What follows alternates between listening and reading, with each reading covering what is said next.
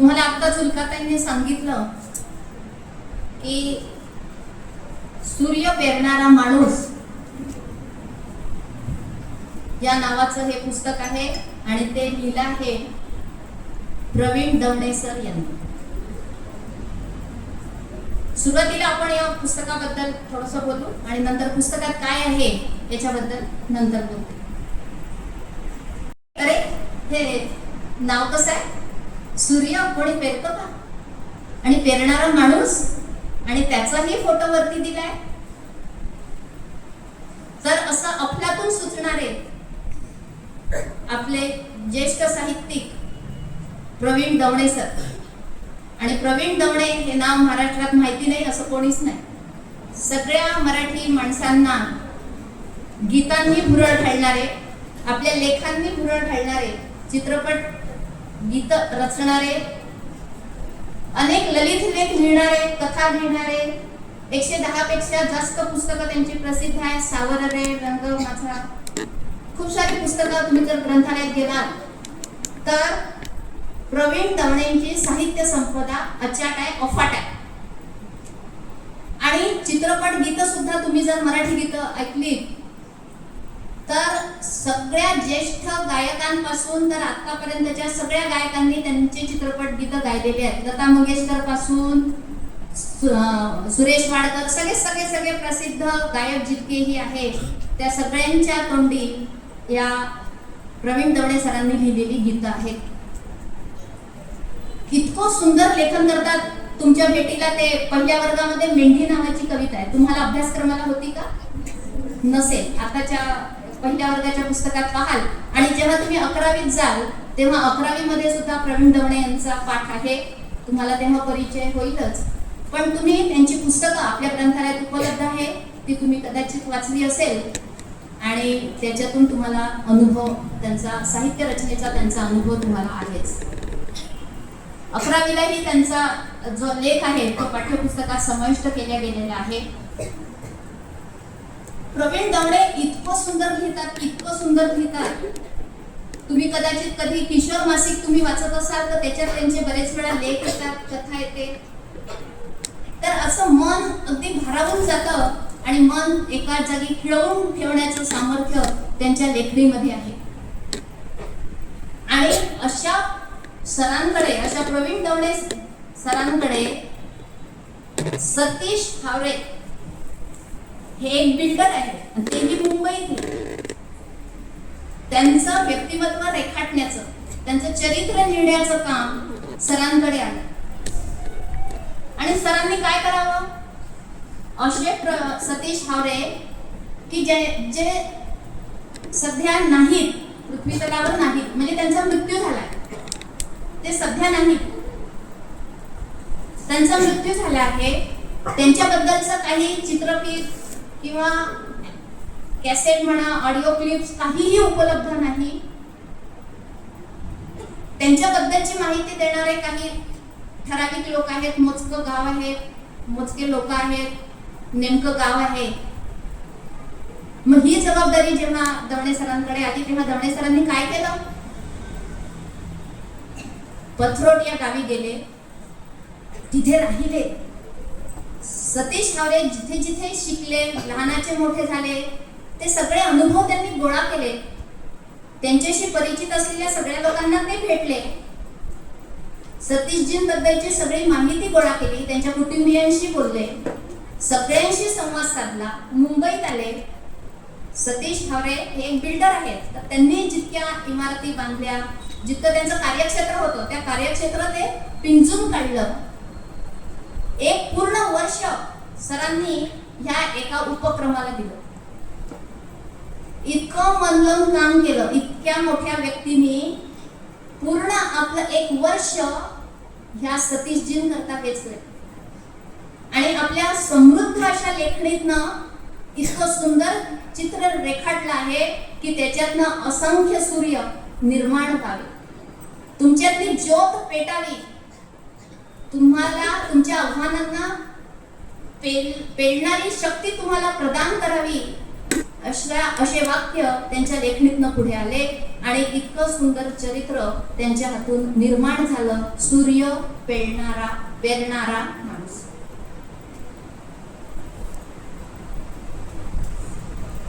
प्रवीण दवणे महान आहेत, पण एका महान व्यक्तीने तितक्याच समर्थ महान व्यक्तीचं लिखाण करण्याचा कदाचित हा पहिला प्रसंग असेल. मग सतीश हावरेंबद्दल त्यांनी इतके प्रयत्न का केले, तर त्याचं थोडक्यात एका वाक्यात सांगते आणि मग आपण त्यांचा पूर्ण जीवनपट पाहूया. तर सतीश हावरे एक बिल्डर होते. आता बिल्डर म्हटलं की तुमच्या समोर डोळ्यासमोर येतं की गुंड, दगाबाजी करणारे, पळून जाणारे वगैरे. आणि त्याच्याबद्दल यांनी लिहिलं का, तर नाही, अजिबात नाही. सतीश हावरे बिल्डर होते, पण त्या प्रकारचे बिल्डर नव्हते. अतिशय प्रामाणिक, गरिबांची कदर करणारा, सामाजिक भान असणारा हा व्यक्ती केवळ आयुष्य किती जगला, फक्त 36व्या वर्षी त्यांना मरण आलं. आणि 36व्या वर्षापर्यंत असं अफाट कार्य केलं की जी व्यक्ती एखाद्या 100 वर्षात करू शकत नाही, असं कार्य त्यांनी आपल्या उड्यापुऱ्या ह्या 36 वर्षामध्ये केलेलं आहे. आणि सगळ्या संपूर्ण तरुणांसमोर एक आदर्श निर्माण केला की एक ग्रामीण भागातून आलेला मुलगा नवी मुंबईमध्ये यशस्वी बिल्डर कसा होतो. आणि त्यांचे प्रसंग, त्यांचं अपयश, त्यांना आलेले खडतर अनुभव, त्यांना आलेल्या अडचणी, कठीण प्रसंग हे प्रवीणजींनी इतक्या समर्थपणे हाताळले आहे की त्याच्यातनं आपल्याला एक नवी ऊर्जा मिळते आणि एक नवा संदेश घेऊन तुम्ही इथून पुढे तुमची कर्तृत्वाची वाटचाल सुरू करा. कोण होते सतीश हावरे? तर पथरोड नावाचं एक छोटस गाव आहे अचलपूर तालुक्यामध्ये. तर पाथर्डी असं त्या गावाचं नाव होतं. की कौरव पांडव जेव्हा वनवासात होते तेव्हा तिथे गेले आणि पार्थ रडला म्हणून पाथर्डी आणि पुढे त्याचं पथरोड झालं. अचलपूर तालुक्यातलं छोटंसं गाव की जिथे जेमतेम 300-400 घरं असतील, असं छोटंसं गाव, तिथे मातीचे घरं, मातीचं अंगण. आणि वडील होते दादासाहेब हावरे, अत्यंत कडक शिस्तीचा माणूस. त्यांना 7 मुलं, त्याच्यातला सतीश हा 6व्या नंबरचा. सगळ्यांना शिस्त सारखी की सकाळी 4:30ला उठलंच पाहिजे, गोठा साफ करा, दूध काढा, घरोघरी दूध नेऊन द्या. घरात गरिबी होती आणि प्रसंगी त्यांना केळी विकायचं काम पडलं, ताक विकायचं काम पडलं. स्टँडवर उभं राहून कधी केळी पण विकली त्यांनी. इतकी गरिबीची, हलाखीची परिस्थिती होती त्यांची. आणि दादासाहेबांना वाटत होतं की आपली मुलं तर शिकली पाहिजेच, पण ह्या गावातली सगळी लहान मुलं शाळेमध्ये गेली पाहिजे. आणि म्हणून त्यांनी गावातल्या लोकांना आवाहन केलं की थोडी जमीन आपल्याला मिळाली पाहिजे की आपण तिथे शाळा बांधू. आणि म्हणून त्यांनी एक शेतजमीन मिळवली सगळ्यांच्या सहकार्यातनं आणि तिथे जयसिंग विद्यालय असं त्यांनी स्थापन केलं आणि ते बांधलं स्वतः सगळ्यांनी मिळून. गावातल्या गावकरी, लहान मुलं सगळ्यांनी मिळून ती शाळा बांधली आणि त्या शाळेमध्ये सगळ्यांची मुलं जाऊ लागली आणि शिक्षण घेऊ लागली. छोटा सतीश सुद्धा शाळेमध्ये जाऊ लागला आणि 7वीच्या स्कॉलरशिपमध्ये मेरिट आला. मेरिट आल्यावर स्कॉलरशिपची रक्कम त्याला जी मिळाली तर तो घरी आला आणि वडिलांच्या हातावर ठेवलं आणि नमस्कार केला की माझी ही पहिली स्कॉलरशिप.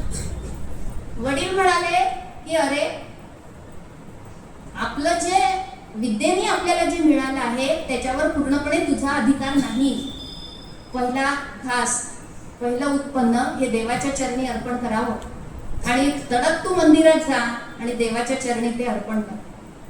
सतीश उठला, ते पैसे घेतले आणि त्याने खरंच सरस्वतीच्या चरणी ते पैसे अर्पण केले.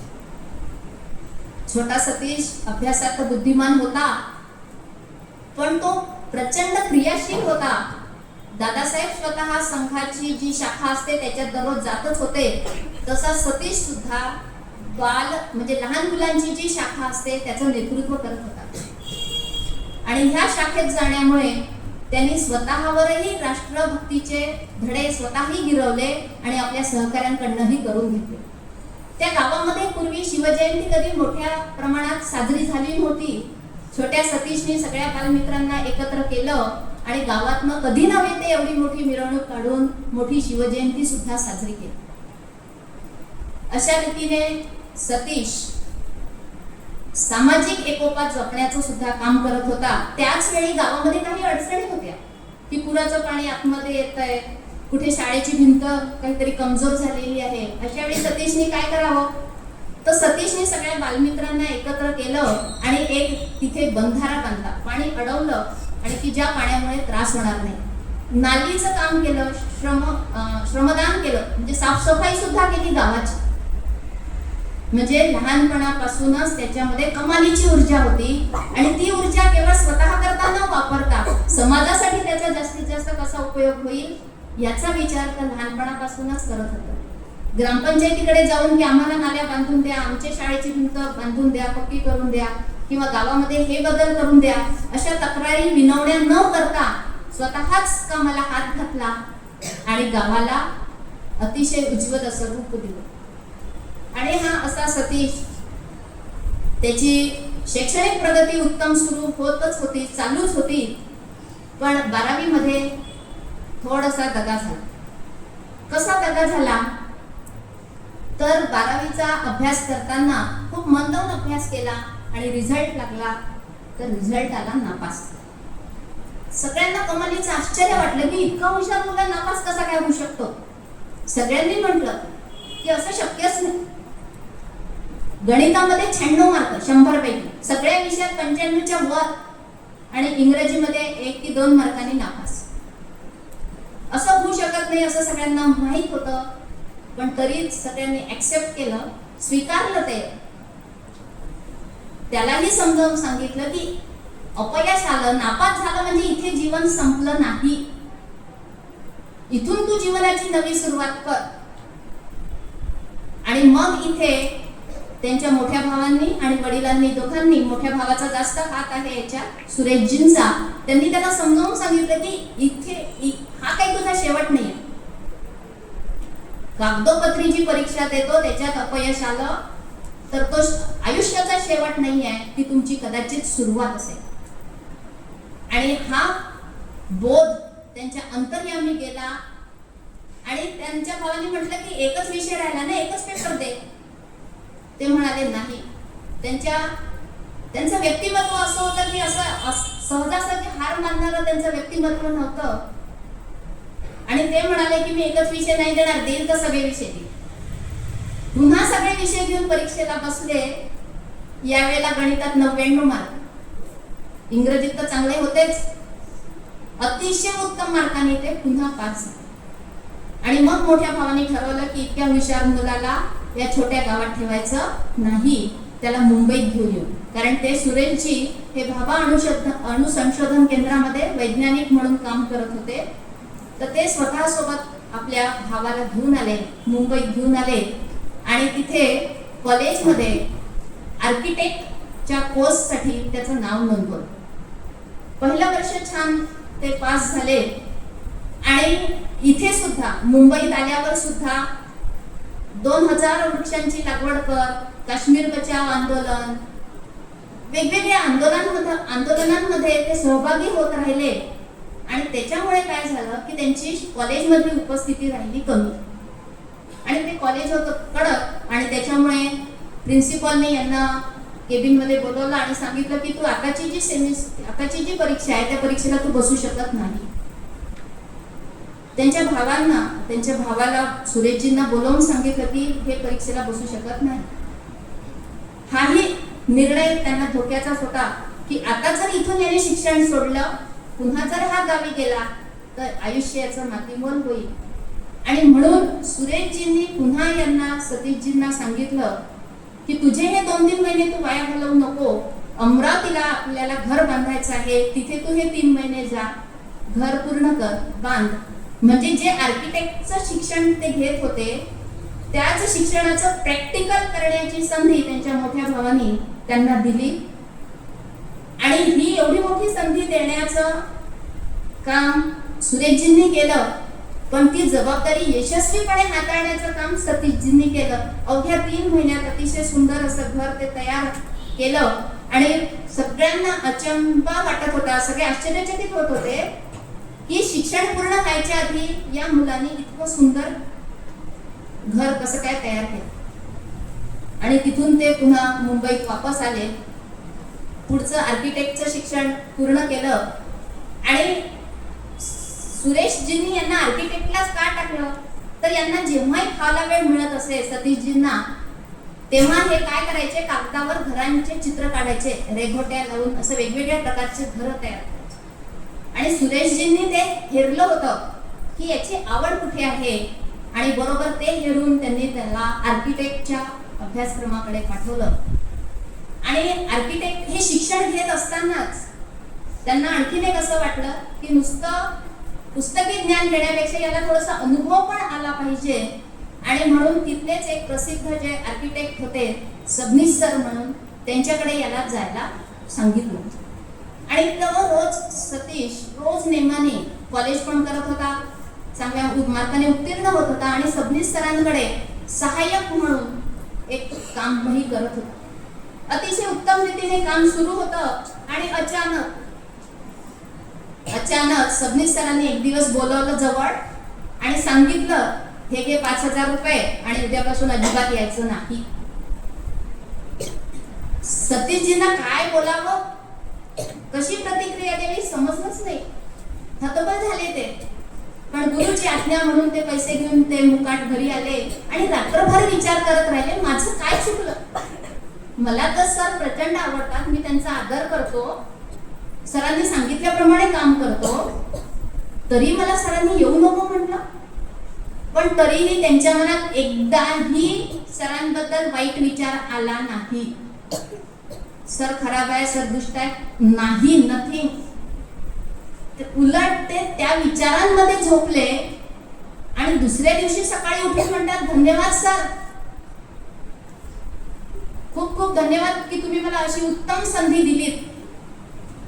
आणि लगेच त्यांनी आपल्या दारावर पाटी लावली, आर्किटेक्ट सतीश भावे. म्हणजे एखाद्या अपयशातनं किती जिद्दीने माणूस उभा राहतो हे ह्या सतीशजींच्या उदाहरणावरून आपल्याला कळतं. डायरेक्ट पाटी लावली, आर्किटेक्ट सतीश भावे. आणि आता सतीशजी अग्रवाल म्हणून एक बिल्डर होते, त्यांच्याकडे काम करू लागले. तुम्हाला माहितीये बिल्डर वेगळा असतो, आर्किटेक्ट वेगळा असतो, माहितीये तुम्हाला. आणि मग तिथे काम करू लागले आणि कमी वेळामध्ये, नियोजित वेळेमध्ये नियोजित बांधकाम ते पूर्ण करत असतात. आणि शिक्षण पूर्ण झाल्यावर त्यांना असं वाटलं की नाही, आता मी माझं स्वतंत्र कन्स्ट्रक्शन कंपनी सुरू करावी. आणि म्हणून 98 मध्ये, म्हणजे 94 पासूनच त्यांनी काम स्वतंत्र करायला सुरुवात केली होती, पण 98 मध्ये त्यांनी पाटी लावली, भावे कन्स्ट्रक्शन कंपनी म्हणून. आणि त्यांनी कंपनी स्थापन केली, जागा निश्चित केली, घर बांधायचे ठरवले, पण जवळ 1 रुपया पण नाही. भांडवलाशिवाय काही होतं का? काहीच शक्य नव्हतं.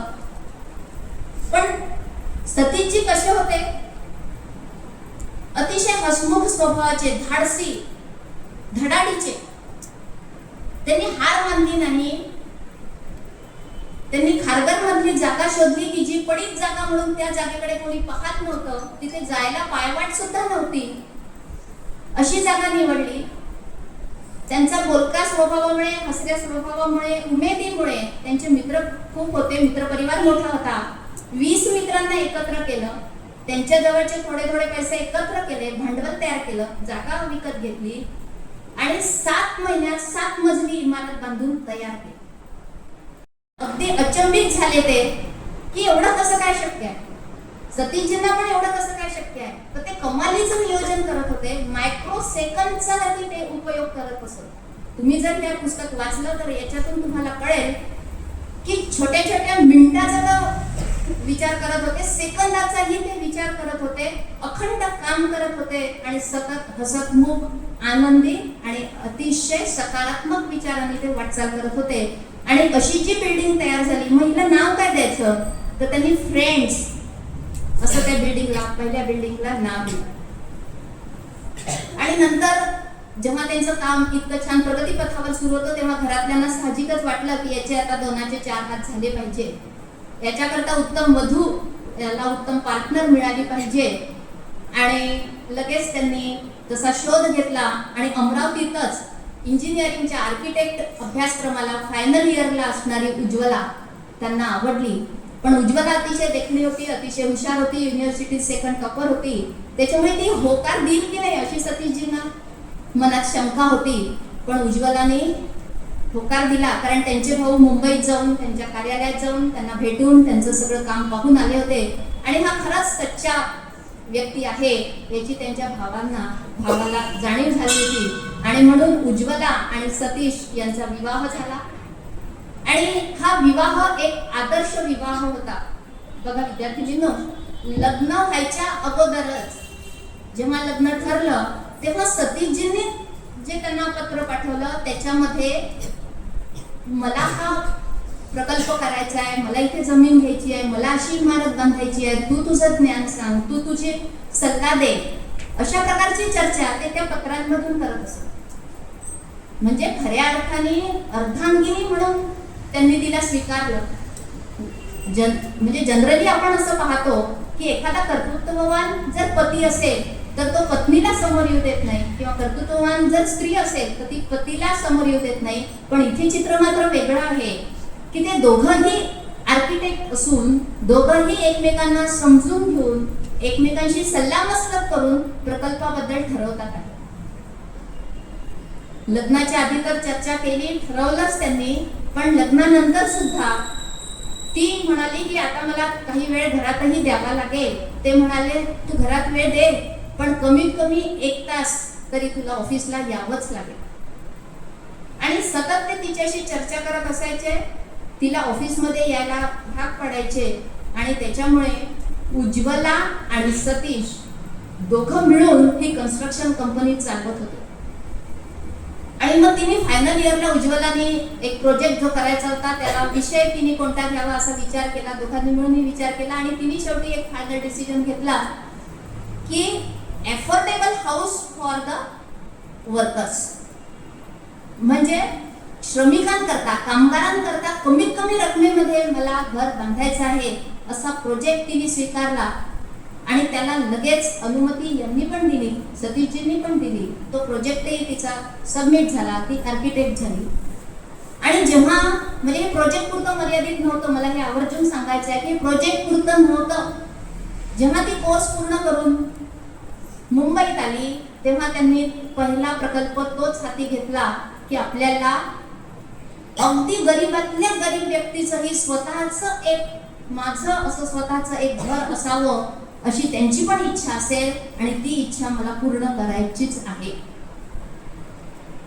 आणि याच्यासाठी त्यांनी बघा की फेरीवाला जो आहे, भाजी विकणारा आहे, फूल विकणारी जी आहे, दुसऱ्यांच्या घरी काम करणारी जी स्त्री आहे, तिला कोणतीही बँक लोन देत नाही. पण इथे सतीशजींनी ठरवलं की मला ह्याच लोकांना घर बांधून द्यायचं आहे. आणि त्या सगळ्यांकरता त्यांनी मोठी इमारत बांधली आणि स्वतःचीच एक फायनान्स कंपनी सुरू केली आणि त्या लोकांना पैसे देत राहिले. काही मित्रांनी त्यांना म्हटलं की अरे वेडा आहेस का, बँक कर्ज देत नाही, तू कसं काय पैसे देतोयस, तू कशाला एवढी रिस्क घेतोय. तर ते म्हणाले की माझी सेवा ही समाजातल्या सर्वांपर्यंत आहे आणि हा जो कामगार आहे, हा प्रत्येक कामगार मला त्याच्यातला एकूण एक पैसा परत करेल. कारण मध्यमवर्गीयांना समाजाची भीती असते, कोणी काय म्हणेल याची, आणि म्हणून हा प्रत्येक कामगार माझ्यापर्यंत येईल आणि माझा पैसा परत करेल. आणि झालंही प्रत्यक्षात. आणि एकाही कामगारांनी त्यांचे पैसे चुकवले नाही, सगळ्यांनी व्यवस्थित तिथपर्यंत परत आणून दिले. आणि त्या इमारतीचं नावही श्रमिक असंच ठेवलं. आणि नुसतं असं घर बांधून दिलं आणि असं नाही, सतीशजी त्या प्रत्येक कुटुंबातल्या सगळ्या सदस्यांसोबत तिथे जातीने हजर राहतात की हा फ्लॅट तुमचा, त्याच्यासोबत त्यांच्या घरातले सगळे सदस्य, हे कन्स्ट्रक्शन कंपनीतले सगळे जण, आणि असं सन्मानाने त्यांच्या हातात ती किल्ली द्यायची की आता हे तुमचं घर.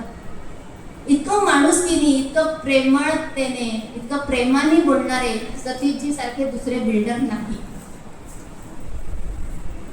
आणि घर बांधून दिलं आणि माझं काम संपलं असंही नाही. त्या बिल्डिंग मध्ये त्यांनी मेंटेनन्स विभाग एक सुरू केला. स्वतःकडून त्यांनी ते सुरू केलं आणि तिथे एक इंजिनियर बसवला, गवंडी ठेवले. आणि जर कुठे काही अडचण आली, कोणी जर सांगितलं की इथे हे माझं खराब झालंय, हे झालंय, तर लगेच ते त्याला दुरुस्त करून देत असे बिना पैशाने. ते त्यांची स्वतःची जबाबदारी समजत. आणि मैत्रिणींनो, अशा काळात सतीशजींनी हे काम केलं की ज्या काळामध्ये मुंबईमध्ये बिल्डर पैसे घेऊन पळून जात होता, जमिनी हडप करत होता, लोकांना 2-3 मजले बांधल्यानंतर अर्धवट काम सोडत होता, अशा काळामध्ये सतीशजी लोकांशी प्रेमाने बोलत होते. त्यांनी म्हटलं तेव्हा उपलब्ध होत होते. त्याच्या शंकांचं निरसन होईपर्यंत त्याला पूर्ण प्लॅन समजावून सांगत होते. त्यांनी जसे पैसे दिले तसे स्वीकारत होते. आणि असं करून त्यांनी इतकी मोठी बिल्डिंग तिथे बांधली. आणि त्या सगळ्या कामगारांच्या चेहऱ्यावरचा आनंद ओसंडून जाताना पाहून ते अंतर्यामी अधिकच आनंदी झाले. आता अशा या सतीशजींचं काम इथपर्यंतच थांबलं का? नाही. तर त्यांना दिसत होतं की बांधकाम क्षेत्रामध्ये जे लोक काम करतात आहे त्यांची मुलं इकडे तिकडे फिरतात आहे. मग त्यांनी जिथे तुमची साईट आहे, कन्स्ट्रक्शन साईट आहे, तिथेच एक शिक्षकी शाळा सुरू केली. त्या मुलांना तिथे शिकवणं सुरू केलं. त्यांना असं लक्षात आलं की तिथल्या ज्या स्त्रिया आहे, काम करणाऱ्या स्त्रिया आहे, त्यांना वेगवेगळ्या आजारांनी त्या कदाचित ग्रस्त असतील किंवा त्या समोर येऊन सांगत नसतील, त्यांना वैद्यकीय इलाजांची गरज आहे. तर त्यांनी तिथे डॉक्टर पण उपलब्ध करून दिला. तिथे त्यांचे पैसे सुरक्षित राहावे म्हणून बँक सारखी एक संस्था सुद्धा निर्माण केली, चालवली. म्हणजे त्यांच्या मनामध्ये दिवस रात्र समाजातल्या प्रत्येक व्यक्तीचं हित कसं होईल, त्याचं चांगलं कसं होईल असा सतत त्यांच्या डोक्यामध्ये विचार असायचा. आणि मी यांच्यासाठी काय करू शकतो असा सतत विचार त्यांच्या मनामध्ये असायचा. एकदा त्यांची कंपनी इतकी भरभराट करते आहे म्हणून तुम्हाला ईडी नाव ऐकून माहिती असेल की आयकर छापे जे पडतात की यांची संपत्ती खूप जास्त असेल म्हणून आयकर अधिकारी एकाच वेळेला त्यांच्या ऑफिसमध्ये गेले, त्यांच्या घरी आले. सगळे घरातले, त्यांची पत्नी सुद्धा आणि घरातले इतर सदस्य सुद्धा घाबरले थोडेसे. पण सतीशजी सगळ्यांना म्हणाले, सगळ्यांनी शांत राहा, मी कोणतंही वाईट काम केलेलं नाही, मी अतिशय प्रामाणिकपणे हा व्यवसाय केलाय, एकूण एक कागदपत्र माझं व्यवस्थित आहे आणि निश्चिंतपणे चहा करा, त्यांनाही द्या मलाही द्या. इतके निश्चिंत होते ते, कारण त्यांचं काम खरंच तितकं प्रामाणिक होतं. दुसऱ्या दिवशी त्यांच्या लहान मुलीचा वाढदिवस होता. त्या वाढदिवसाची तयारी सुद्धा त्यांनी सगळ्यांना करायला सांगितली. अरे खोटं काही केलंच नाही तर मला भीड कशाची, मला भीती कशाची असं ते म्हणायचे. त्यांच्यावर खंडणी मागण्यासाठी फोन यायचे. बिल्डर आहे ना, खूप पैसा असेल असं म्हणून त्यांना धमकीचे फोन यायला लागले. त्यांनी सरळ, ते घाबरले नाहीच, पण घरच्यांचं संरक्षण व्हावं म्हणून त्यांनी पोलीस स्टेशनला कंप्लेंट केली की असे असे खंडणीचे फोन येतात आहे.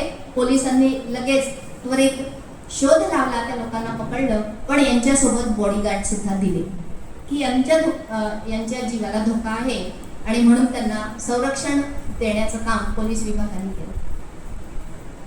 अशा प्रकारे कन्स्ट्रक्शन कंपनी स्थापन करून अजिबात हातात पैसे नसताना फक्त ज्ञानाच्या भरोशावर, कठोर मेहनतीच्या भरोशावर आणि प्रामाणिकपणे मेहनत करण्याच्या स्वभावामुळे खूप कमी दिवसामध्ये सतीशजींनी इमारतींचं एक सुंदर विश्व मुंबईमध्ये, नवी मुंबईमध्ये निर्माण केलं.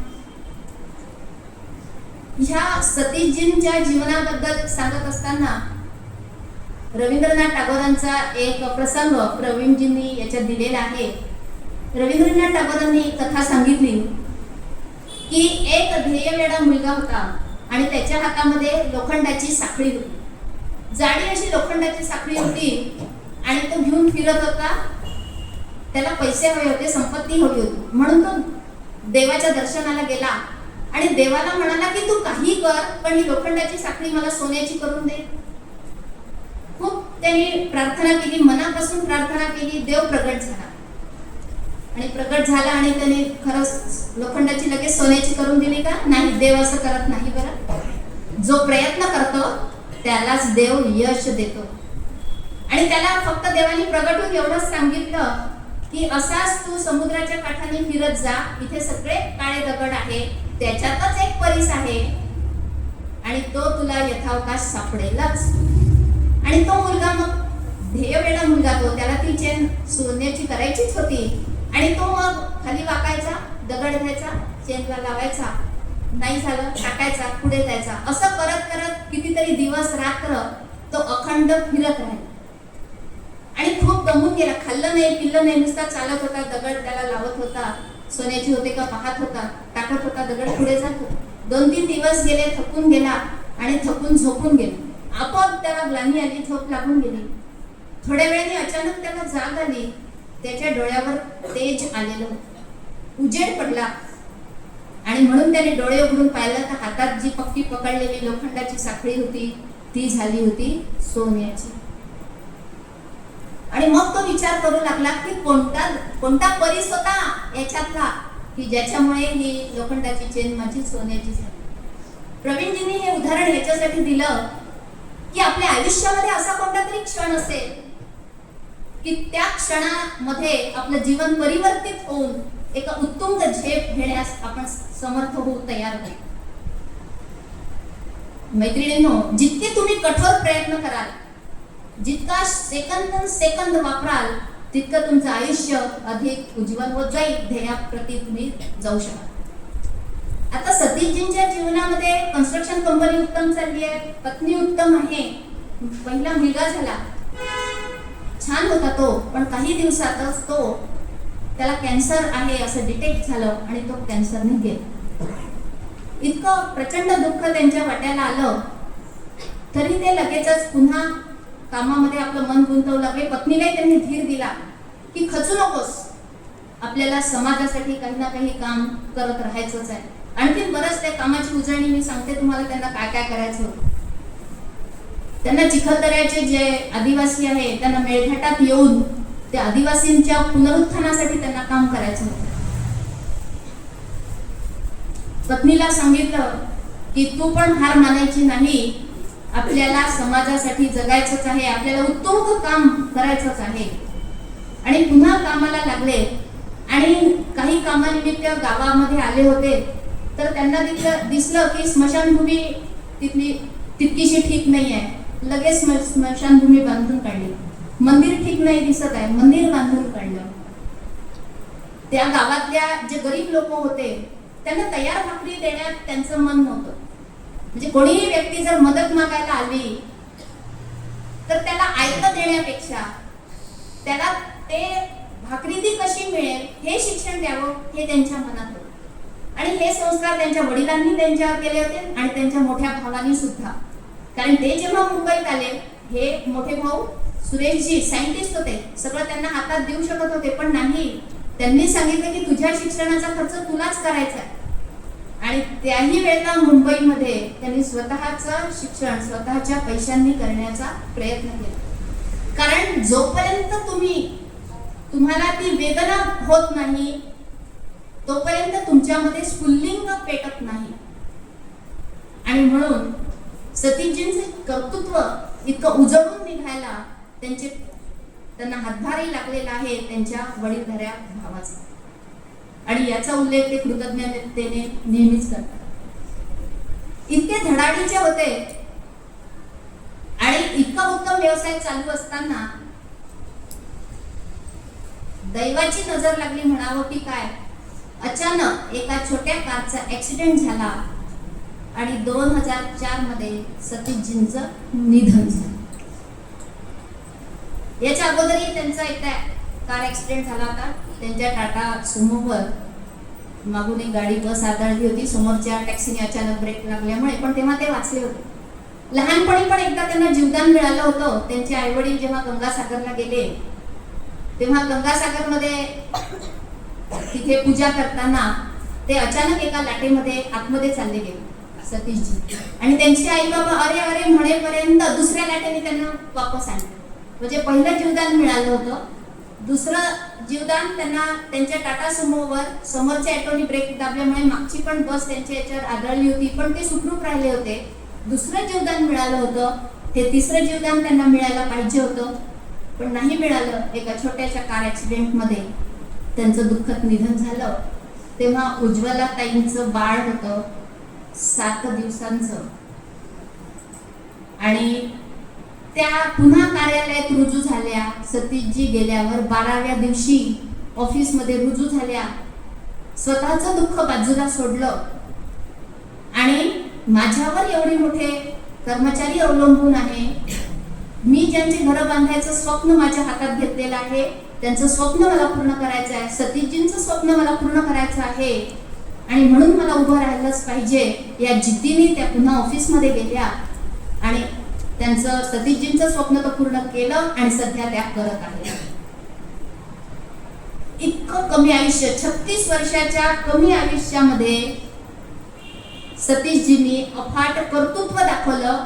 अशा क्षेत्रात कर्तृत्व दाखवलं की जिथे सतीशजींजवळ पैसा नाही, मोठ्या लोकांची ओळख नाही, खूप मोठा वरदहस्त नाही, समाजाकडनं काही मदत नाही. अशा वेळेला सतीशजींनी उत्तम बिल्डर होण्याचं काम स्वप्न पाहिलं आणि ते स्वप्न पाहण्याकरता कठोर परिश्रम घेतले आणि त्या कठोर परिश्रमाचं फळ म्हणजे हावरे कन्स्ट्रक्शन ग्रुप आहे. तुम्ही हे पुस्तक वाचाल आणि प्रवीणजींनी इतके सुंदर वाक्य त्या ठिकाणी लिहिले आहे की त्या वाक्यांनी तुम्ही प्रेरित व्हा आणि स्वतःचं हे आयुष्य सतीशजींसारखं उज्ज्वल करा असा मी तुम्हाला उपदेश करते किंवा सल्ला देते आणि इथे विराम घेते. धन्यवाद.